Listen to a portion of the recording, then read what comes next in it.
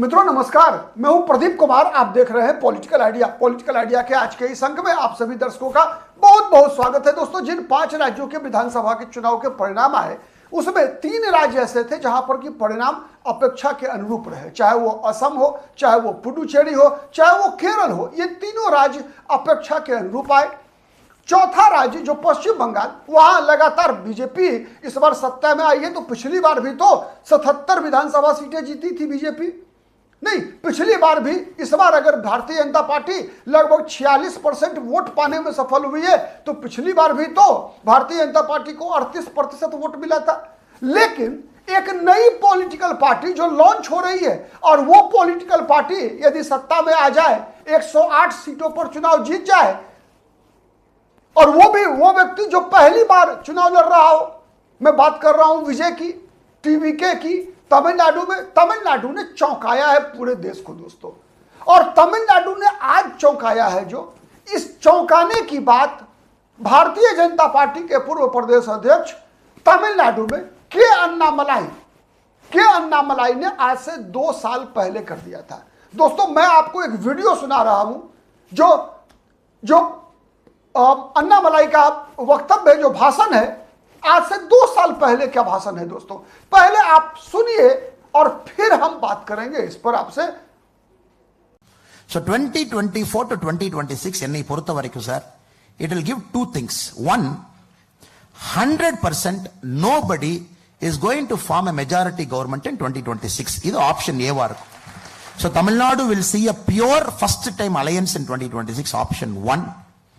Or if parties like BJP, if we properly manage the period between 2024 to 2026 in a very professional way, if we do a lot of hard work, if BJP is able to generate lot of grassroots leaders in all the 234 assembly constituencies, party is able to present you candidates at least 500 days before, not 1 week before, not 10 days before.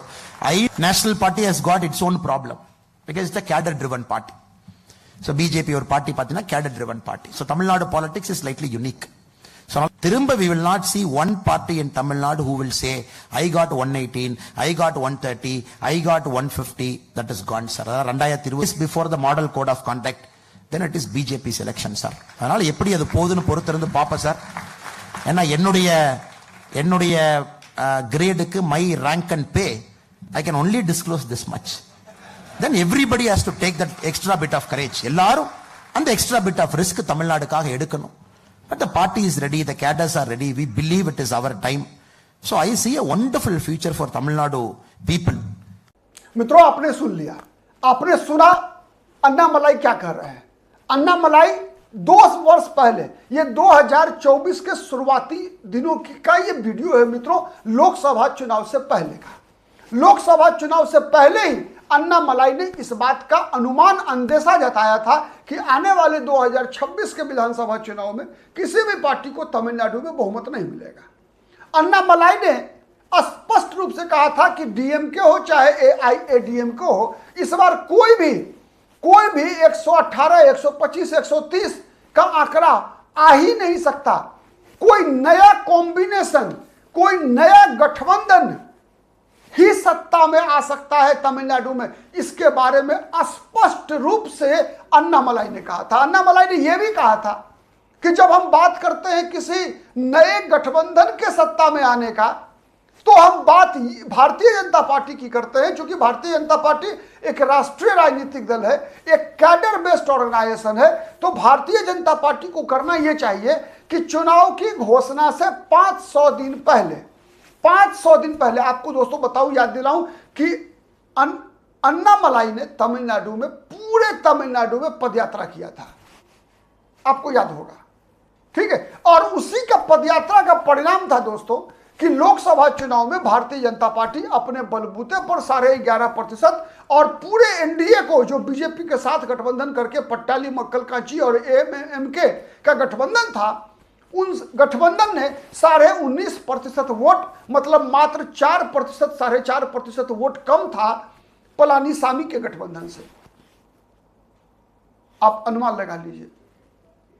तो ये जो अन्ना मलाई का कहना था कि हम क्या 234 विधानसभा क्षेत्र में चुनाव की घोषणा से 500 दिन पहले ही क्या अपना उम्मीदवार नहीं दे सकते?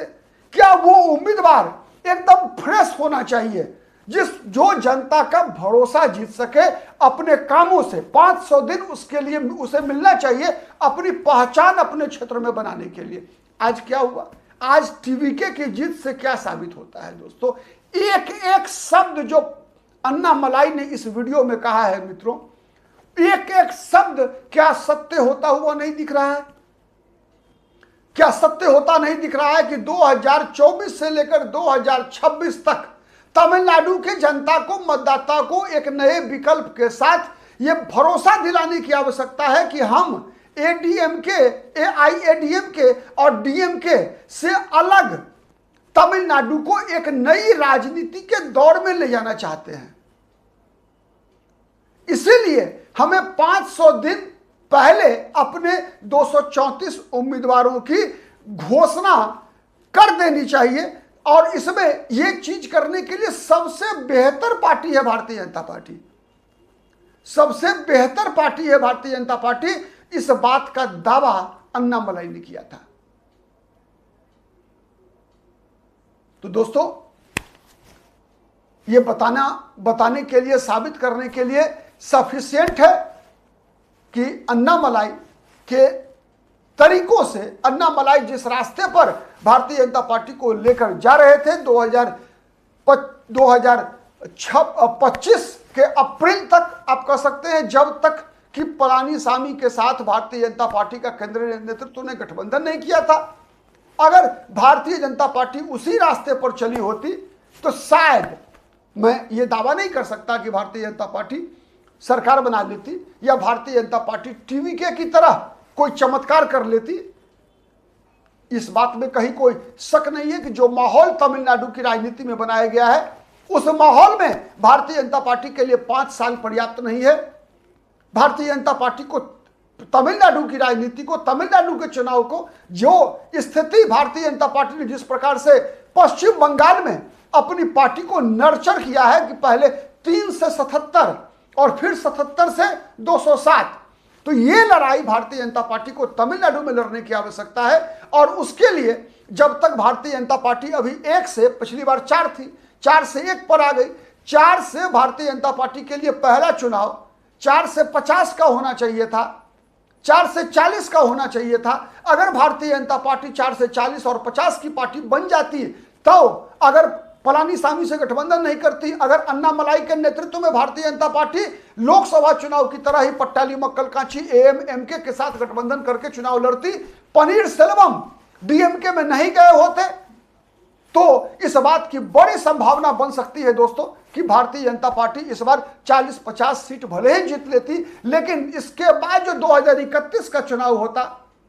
वो चुनाव भारतीय जनता पार्टी और अन्ना मलाई को मुख्यमंत्री की गद्दी तक पहुंचा सकती थी।